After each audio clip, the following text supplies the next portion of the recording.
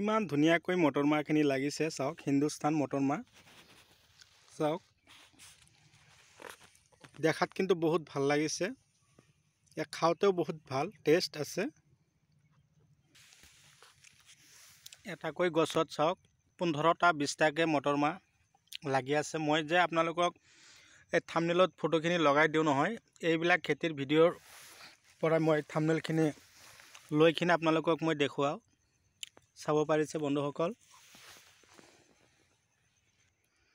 তো ইয়াত 2 বিঘা মাটিৰ মটৰমাহ খেতি কৰা হৈছে তো বন্ধুসকল আপোনালোকে যদি মোৰ চেনেলৰ এতিয়াও নতুন হৈ আছে তেনেহলে আপোনালোকে মোৰ চেনেলখন প্ৰথমতে সাবস্ক্ৰাইব কৰি ল'ব আৰু কাষত থকা বেল ঘণ্টিটো লাহেকে বজাই দিব এনেকুৱা ধৰণৰ নতুন নতুন ভিডিঅ' নটিফিকেশ্যন অলৰেডি আপোনালোকে প্ৰত্যেক দিনাই পাই থাকিব তো এই খেতি কৰাৰ আগমুহূৰ্তত আপোনালোকে বিঘাই প্ৰতি কি কৰিব লাগিব 2 গাড়ীকৈ গোবৰ দি দিব লাগিব তো গাড়ী বুলি ক'লে আপোনালোকে নিশ্চয় বুজি পাইছে ট্ৰেক্টৰ দি পেলালে নহব আজিকালি ধৰক আমাৰ ইফালে বেছিমাৰি খাৰুপেটিয়া বজাৰৰ আশে-পাশে যিখিনি খেতি কৰা হৈছে তো খেতিয়কসকলে যি পদ্ধতিত খেতি কৰিছে আপোনালোকে সেই পদ্ধতি মতে খেতি যদি কৰিব পাৰে আপোনালোকক যি পদ্ধতিৰ গছত যি মালখিনি দেখুৱালো সেই পদ্ধতিতে আপোনালোকৰ গছটো লাগিব প্ৰধান খাদ্যই হল গছৰ কাৰণে বা খেতিৰ কাৰণে প্ৰধান খাদ্যটোই হল গোবৰ সাৰ তো জৈৱিক পদ্ধতিৰ যদি আপোনালোকে খেতি কৰিব বিচাৰিছে তেনেহলে আপোনালোকে গোবৰ সাৰটো বেছিকৈ দিব লাগিব আৰু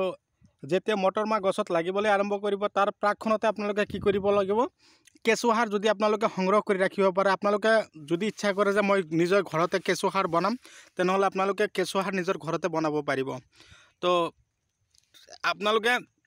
মই কোৱা কথাখিনিৰ ওপৰত অকমান গুৰুত্ব দিয়ক আৰু এনেকুৱা ধৰণৰ খেতি কৰিবৰ কাৰণে আগ্ৰহী হওক 2 গাড়ী গোবৰ সাৰ দিয়াৰ পিছত আপোনালোকে ধুনীয়াকৈ খেতি হাল মাৰিব চহাব ধুলিময় কৰি তাৰ পিছত আপোনালোকে কি কৰিব লাগিব বজাৰৰ পৰা ডেট চাই আপোনালোকে গুটিখিনি ক্ৰয় কৰিব লাগিব হিন্দুস্তান মটৰমাহ ইয়াত কিন্তু ধৰক 2 বিঘা মাটিৰ খেতি আপোনালোকক মই ভিডিঅ'ৰ মাজেদি আপোনালোকক দেখুৱাই আছো তো বন্ধুসকল এই যেতিয়া আপোনালোকে এই খেতিত হাল মাৰিব খেতিটোত কিন্তু আপোনালোকক মই ধুনীয়াকৈ গছখিনি দেখুৱাই আছো এই খেতিটোত আপোনালোকে নিশ্চয় চাব পাৰিছে গছখিনি তো এই খেতিটোত আপোনালোকে প্ৰথমতে কি কৰিব লাগিব গোবৰ সাৰ দিলে মাটি সাৰ তাৰ পিছত পটাছ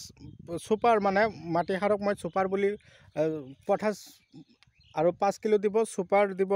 1 বস্তা বিঘাই প্ৰতি আৰু 2 বিঘা যদি হয় 2 বস্তা দি দিব এনেকৈ দি আপোনালোকে আৰু বিঘাই প্ৰতি পটাছ দিব আপোনালোকে 10 কিলোকৈ দিখিনি তাৰ পিছত হাল মাৰি ধুলিময় কৰি তাৰ পিছত লগাব লগোৱাৰ পদ্ধতি হাৰিৰ পৰা হাৰিৰ দূৰত্ব ৰখা হৈছে ইয়াত মোটামুটি 1 ফুটতকৈ অলপমান কম দিছে আপোনালোকে 1 ফুটে দিব পাৰিব আৰু হাৰি এটা গছৰ পৰা আৰু এটা গছৰ ডিসটেন্স ৰাখিব আৰু আপোনালোকে 4 ইঞ্চি লগাইখিনি আপোনালোকে চাওক এই মাজে মাজে আলি দি দিয়া হৈছে পানী দিবৰ কাৰণে সুবিধা হ'ব আলিৰ ওপৰত দিও মটৰমাহ লগাই দিয়া হৈছে তো এনেকৈ পদ্ধতি মতে আপোনালোকে খেতি কৰিব পাৰিব বিঘাই প্ৰতি আপোনালোকে চাব পাৰিব বহুত টকা ইনকাম কৰা এটা ভাল সোৰ্স আপোনালোকৰ ওলাব তো বন্ধুসকল মোৰ ভিডিঅ' চাই যদি ভাল পাইছে